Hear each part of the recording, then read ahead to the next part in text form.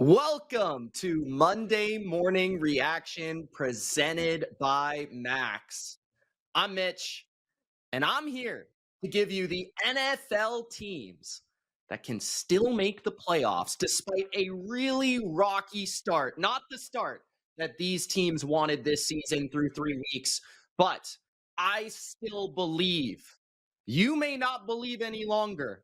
You may be a depressed fan, but don't worry. I've got you. I'm going to explain why each of these 7 NFL teams can still make their way to the playoffs and break down the strengths, the weaknesses, a little bit of the future of their schedule to give you reasons why I still think these teams can make the playoffs in 2024, 2025. Let me know in the chat if you agree. Let me know in the chat if you disagree. I want to hear your opinion. So let me know. Let's start it off, man, with the number 1 team and probably the team that I feel most confident will still make the playoffs. And that is the San Francisco 49ers, beginning their season at 1-2. Not the way they wanted it.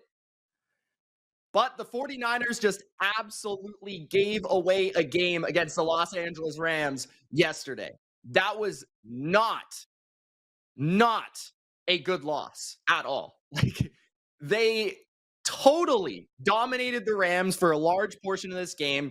And even without Debo, McCaffrey, Kittle, they still came out there, and Brock Purdy had probably by far his best individual performance through 3 weeks. He was on the money. He was moving. He was running the football better than ever. Jawan Jennings stood out like a superstar in that game.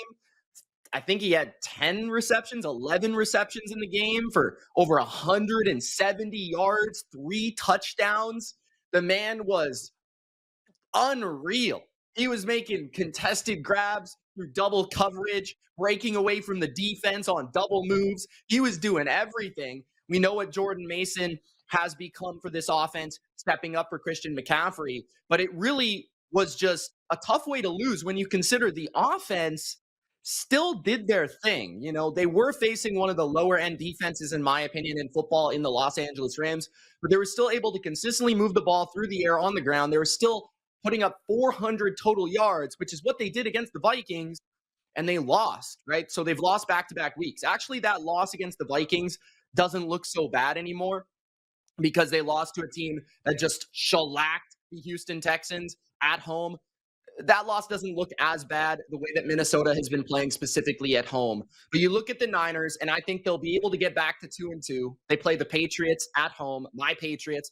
They're favored by 10.5 points. I checked that line early. They should easily walk over the Patriots after what we saw on Thursday night from New England. They play the Cardinals and the Seahawks in back-to-back weeks in massive NFC West games. I'll actually be going to the game in Seattle, San Francisco, Seattle. That's going to be a huge game. And the Cardinals will be interesting. I do think the Niners have the better overall roster, but the Cardinals are dangerous because they do have a very, very explosive offense led by Kyler Murray. So the Niners, I just believe in their toughness. I believe in their overall culture. I believe in their coach, Kyle Shanahan. From what I've seen, I think Brock Purdy can still produce despite injuries around him. And this is mostly to do with injuries on this team. If they can just get healthier, and we're expecting McCaffrey, Debo, Kittle, these guys to come back, they should be okay. The biggest point of concern for me with this team right now is just the defense on third down in key situations, on critical downs, run defense to a certain degree, the same things we saw late last season. But I think they'll get better in those areas. I think they'll continue to get better. This is extended preseason. I'm not too worried about the Niners. I think they'll easily bounce back and still make their way to the playoffs, and maybe even still winning this division despite Seattle starting 3-0 and them starting 1-2. But they have not given themselves any breaks. So Danny says Jaguars can still make the playoffs, even though they don't look good, but we'll see tonight. I think if they're going to make the playoffs, they have to win today. They have to win. If they don't win tonight against the Buffalo Bills in Buffalo, which is really difficult to do, they're not making the playoffs. Simple as that. They're 0-3. They lost the Browns, they lost the Dolphins, 2 teams that didn't look too good either. And now they play Buffalo against Josh Allen, the way he's playing. That's going to be very difficult. But if they can do that, that's the type of win that allows them to really gain some momentum. I think they have the talent. I just if the O-line's bad, they're just it doesn't feel like they're on track to make the playoffs this year. Something wrong with the Peterson-Lawrence connection. Lawrence too inconsistent. Defense, secondary has issues. So we'll see with Jacksonville. This is a huge game, make or break, kitchen sink tonight. Team number 2 that I think can still make the playoffs despite a rocky start. This team actually plays tonight. That is the Cincinnati Bengals. The Bengals are 0-2. They've lost to the New England Patriots, and they lost to the Chiefs, right? 2 polar opposite teams. One was expected to get the first pick. One's expected to three-peat. Polar opposite of the spectrum. But we've seen the improvement already from Cincinnati. We saw how they played against New England, sloppy, not ready to play, not well coached, looked like they got outcoached, outplayed, out-physicaled, all of it. Then they play the Chiefs. They probably should have won that game, in all honesty. I thought they outplayed the Chiefs. And their defense, I think, has actually been the area where I'm most positive. Like, sure, the running game, they've given up some rushing yards, but I don't think that's too critical. They've been very good against the pass, and their pass rush has looked really, really good. Tonight, they can tie things together. T. Higgins returns against Washington. They're playing a rookie quarterback at home. It is LSU legend versus LSU legend and Joe Burrow versus Jane Daniels. But this is the type of spot, Monday Night Football, at home. Big player on your team comes back. You get that energy surge. You realize that you're 0-2. If you go 0-3 in that division, the AFC North, you're in trouble. But this is the type of game where a strong team that we've seen in recent history, the Bengals, led by Joe Burrow, they just bring their best effort, and they should come out and put on a performance tonight.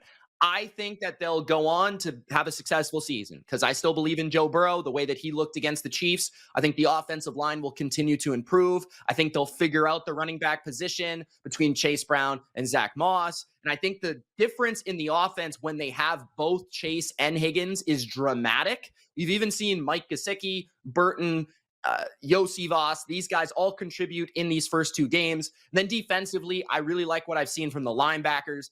Cam Taylor-Britt's playing at an elite level at corner, and their safeties has certainly improved. So I think this team will come together as they typically do. They start slow. They get better. They play Washington tonight. I expect to win. They play Carolina next week in Carolina. That's a great opportunity to go 2-2. And then they have a huge game against Baltimore for basically a chance to make the playoffs or miss the playoffs. Like Baltimore, we're going to talk about them next because that game is so big for them. They are now 1-2, and Baltimore, they face Buffalo next week.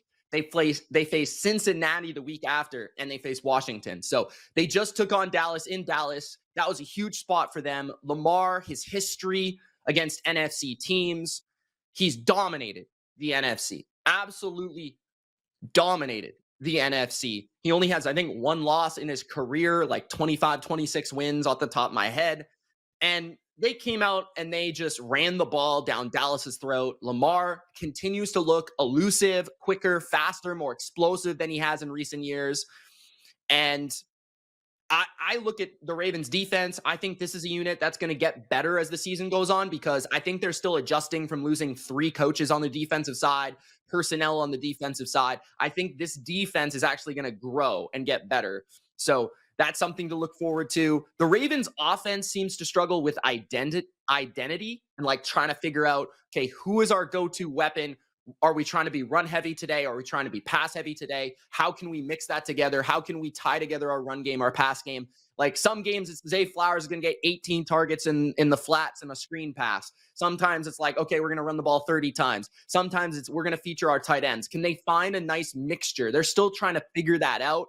And with a guy like Lamar, an elite quarterback, a 2-time MVP, I think they will tie that together. With a guy like John Harbaugh, who is a Super Bowl winning coach, a great coach still, I feel they'll figure this out. So they definitely have an opportunity given their core that they do still have. Roquan on defense, Kyle Hamilton on defense. But that Buffalo game next week, huge. Because if they go 1-3, they're at home for that game. It's on Sunday night. It's one of the best games of the early slate in this NFL season. If they go 1-3, it's really hard to overcome 1-3. And then especially I think they play in Cincinnati against the Bengals the week following. So that makes it even more critical that they go 1-1 in this stretch. If they beat the Bills or the Bengals, I feel pretty good about their odds to make the playoffs. If they drop both of those games, they're in danger because then they would be sitting at 1-4. So if they go 2-3 and then they play Washington, they should beat Washington. Then they're 3-3. Then we're good. Back at 500, I feel comfortable that they can figure out the rest of the slate, the rest of the schedule, and get on track for the playoffs. But those two next games, pay attention. Bills, Bengals. Those are critical results for the Ravens. I think that with Derrick Henry getting it going now, it gives them a new side to their football team. The Panthers, I don't know. Dalton looks good, says Jazzy. I feel like the Panthers are, they had to come out and play a great game. I think they were inspired by Andy Dalton being their quarterback. I think that gave them a boost on the offense. I definitely think Andy Dalton is light years better than Bryce Young, the biggest bust of all time, in my opinion. But the Panthers aren't talented enough on offense, on defense. I love how their offensive line is playing. I just don't have enough confidence in their defense to consistently make plays, consistently get stops week in and week out to give them a chance. So, yeah, I'm not on Carolina. Thoughts on the Steelers? They're not on this list, obviously. They are 3-0. I think that they're a good team. They understand who they are. They've got the best defense in football, in my opinion. I think that Fields will continue to take the job and keep the job until he loses or looks bad. Like, Fields has not been outstanding. I actually felt like the best game he played so far this year was last week against the Chargers. But he's not making a lot of mistakes. He's making enough plays with his legs. He's making enough explosive passes to George Pickens and company. The O-line's got to get healthy. They got to figure that out. But they can continue to grind away these Steeler-like football games, run the football, keep it close, play defense, especially at home. That's how they're going to win a lot of games. I think they look like a playoff team. I'm not convinced they're the best team in their division as they stand right now because of the competition they've faced and the wins they've picked up. But I am pretty convinced that they're at least pretty good.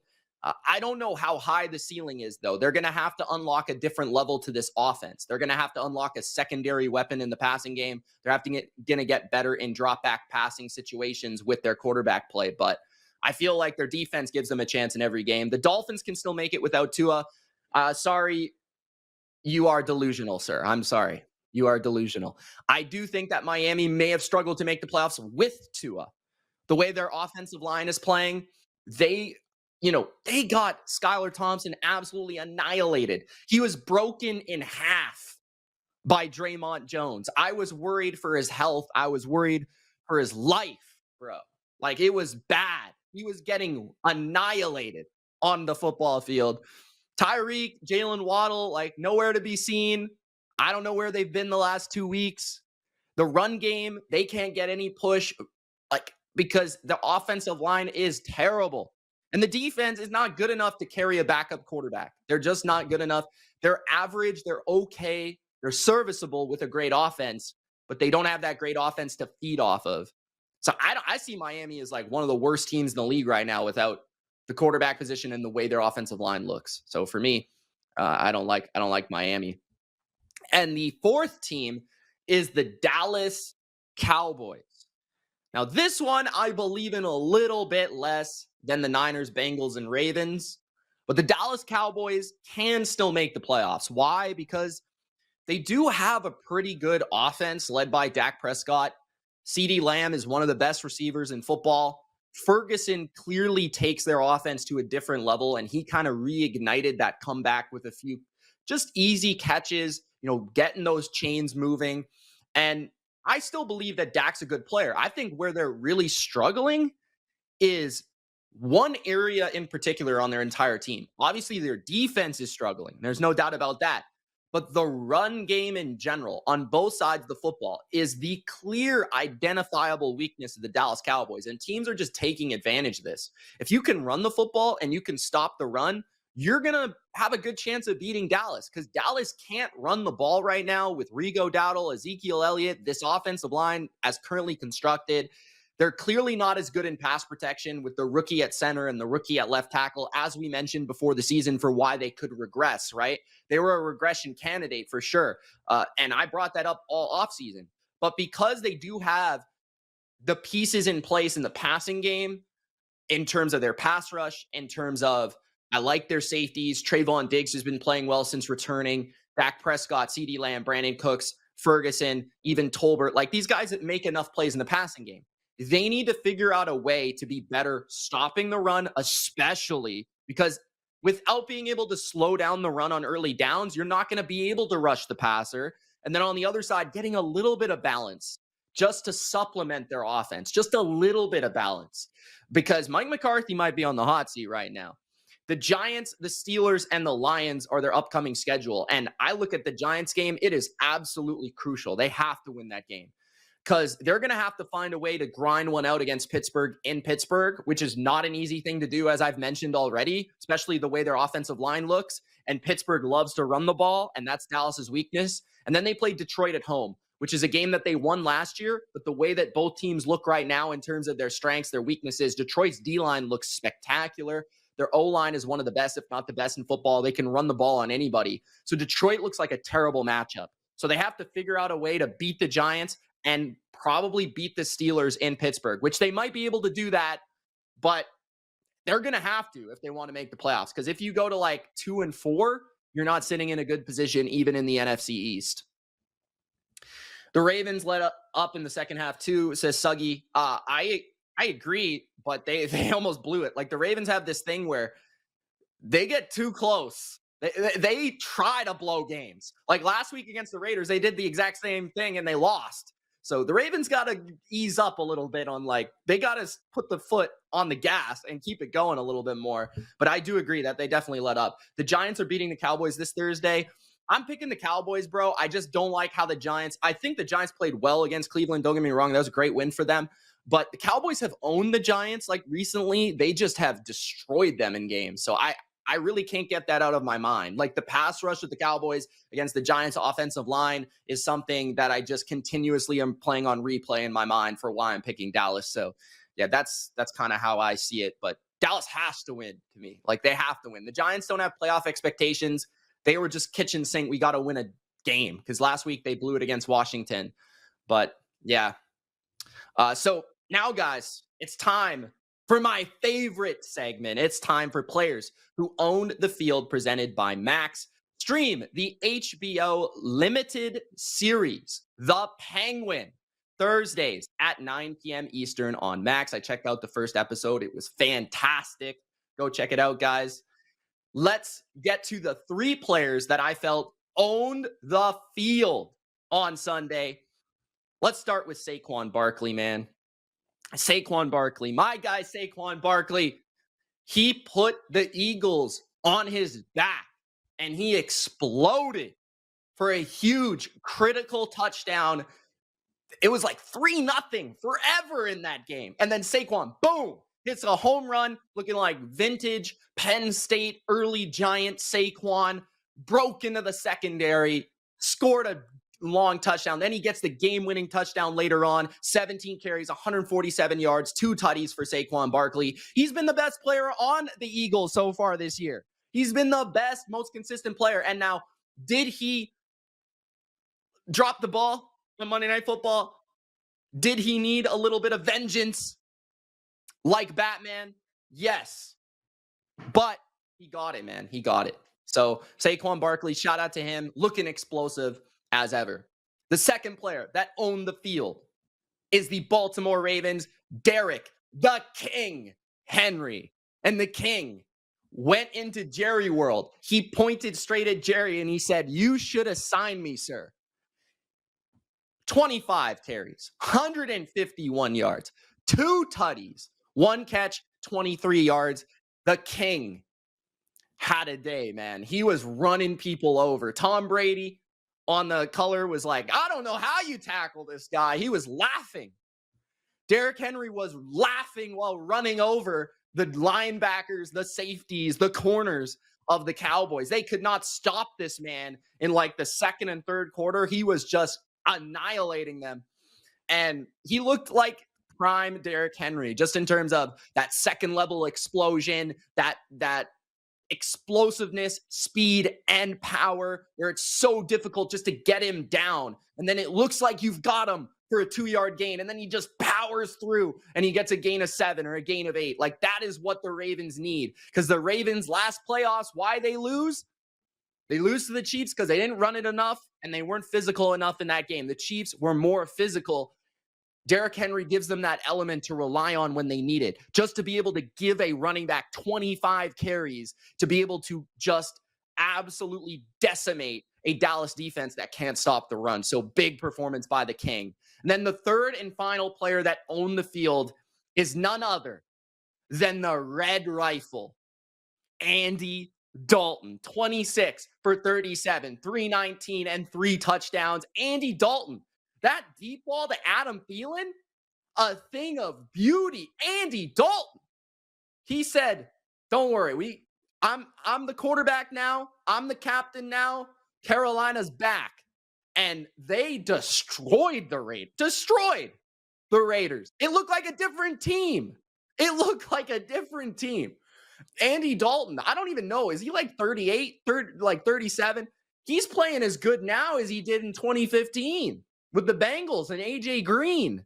Like, this guy, last year, he was really good when he played. For some reason, they never wanted to keep him in. They're like, we've got to play Bryce because he's the first overall pick. But he was good last year. They looked like a good offense last year. And now he's got protection. He's got weapons. Deontay Johnson had a breakout game for Carolina. And Andy Dalton, man, the rifle is back. At least Carolina's watchable now. I love it. That was the players who own the field this weekend, presented by Max. Stream the HBO original limited series, The Penguin, Thursdays at 9 p.m. Eastern on Max. Let's get back to the teams that had rocky starts that I think can still make the playoffs. All right. Let's get to our fifth team, which is the Atlanta Falcons. That's right. The Falcons dropped the game against the Chiefs that I felt like they looked like they could have won, man. They definitely looked like they could have won. They're 1-2, right? They kind of got a sneaky win against the Eagles on Monday Night Football where it looked like they should have lost.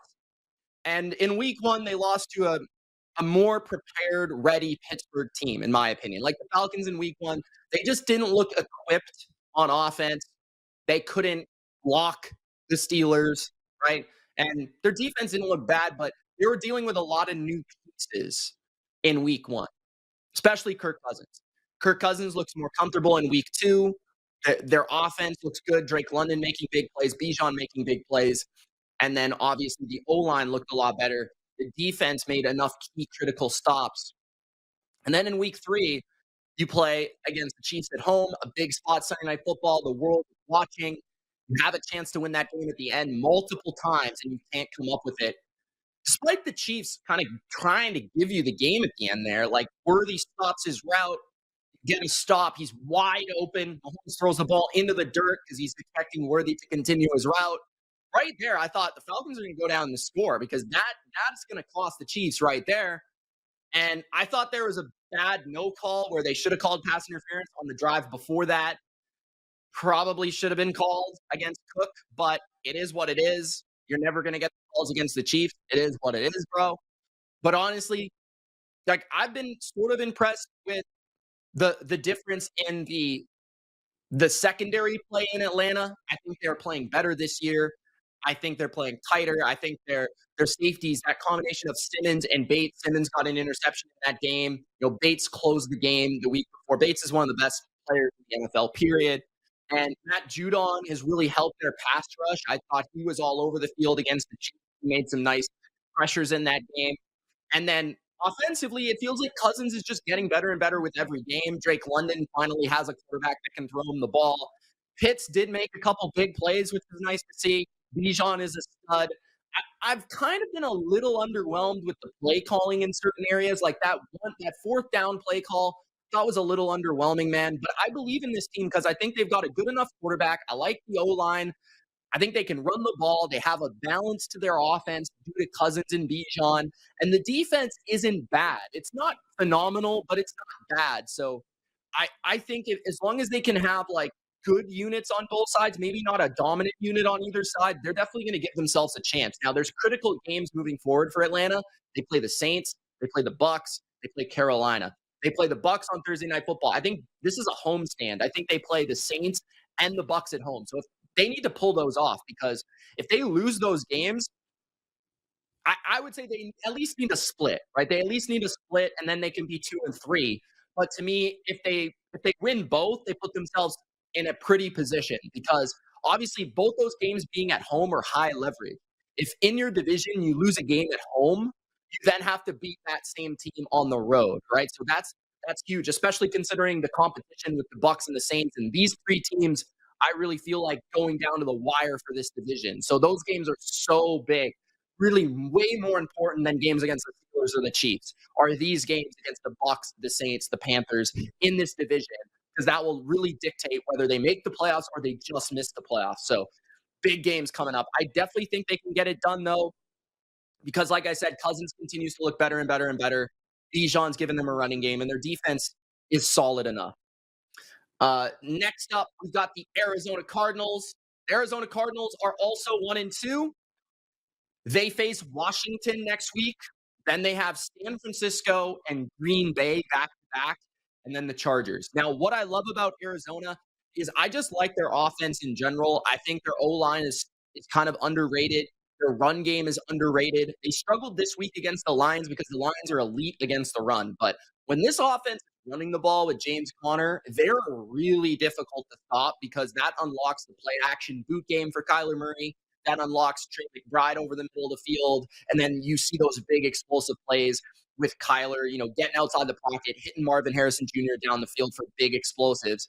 I thought they hung in there against Detroit, but they were clearly outclassed in terms of overall talent. Their defense just clearly didn't have enough for Detroit in terms of like being able to stick with them in the running game. Detroit kind of overpowered them in certain, aspects of the game.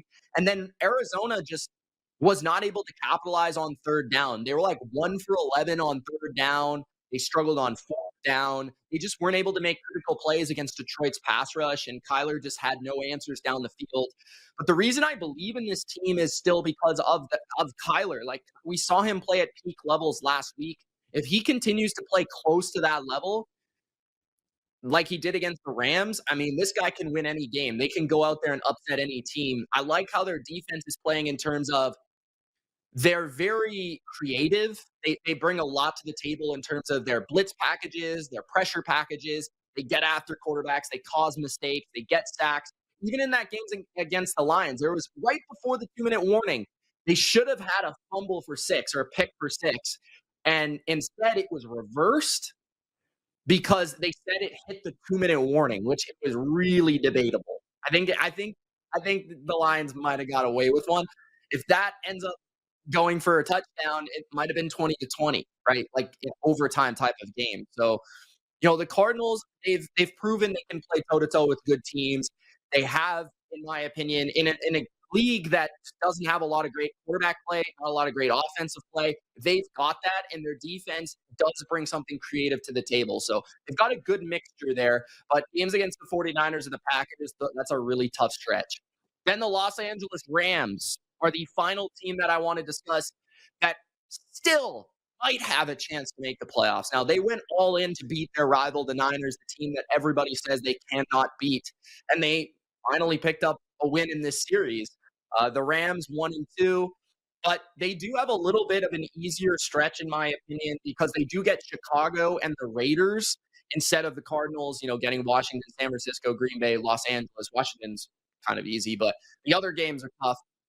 The Rams, why you believe in them is Sean McVay, Matthew Stafford, and then you throw in Kyron Williams and those short yardage plays that he ends up getting, those touchdowns in the red zone that he's so clever in figuring out the holes and being able to squirt through for the touchdowns. And defensively, I don't think they're very good, but I think their D-line makes a few plays every game. I don't think they're terrible against the run, although they were overpowered against the Lions in week 1.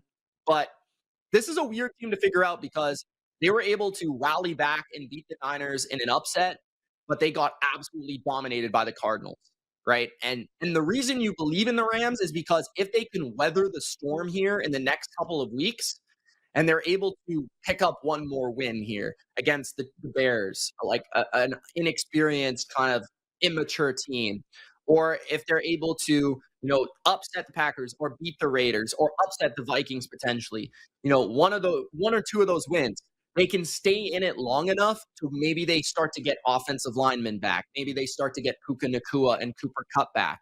And once they get those players back, as good as Tutu Atwell played against the Niners, Demarcus Robinson can step up, Tyler Johnson can step up. These guys can step up to a certain degree, but that takes their team to a different dimension. It takes their team to a different level. So having those playmakers on the field for Stafford to rely on to move the chains, to continuously be open on third down, that takes their offense from schematically sound with great quarterback play to having the weapons to complement the scheme and the quarterback. Stafford, great season so far, playing very good football, but he needs more around him. He needs some help, right? The O-line needs to be more consistent, and the run game needs to be more consistent.